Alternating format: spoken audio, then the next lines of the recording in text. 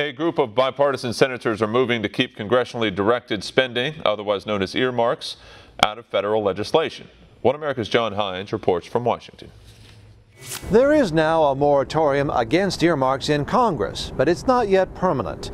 In light of some vocal support among some members of the House to bringing back these earmarks, a group of bipartisan senators is acting now to make the temporary ban permanent.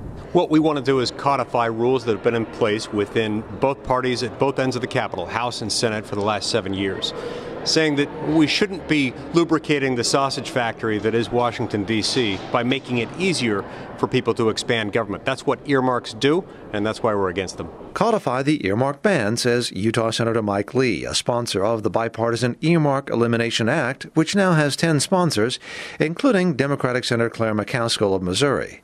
And Lee explains the bill is important because earmarks, though often small, lead to bad legislation. This is going to be a very important thing for us to put into place, especially in light of the fact that you've got serious discussions going on in the House of Representatives side. You've got a hearing that was held just in the last week or so, at which there were a number of members that stepped forward and said, oh, we should bring back earmarks. That would make it easier.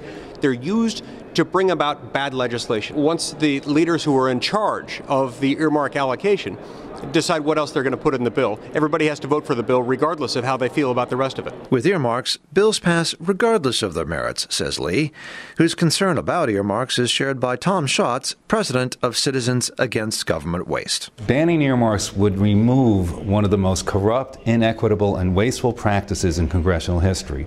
Earmarks led to members of Congress, staff, and lobbyists going to jail. There are so many new members that have been elected since the earmark moratorium. They just don't quite understand all of the aspects of earmarks.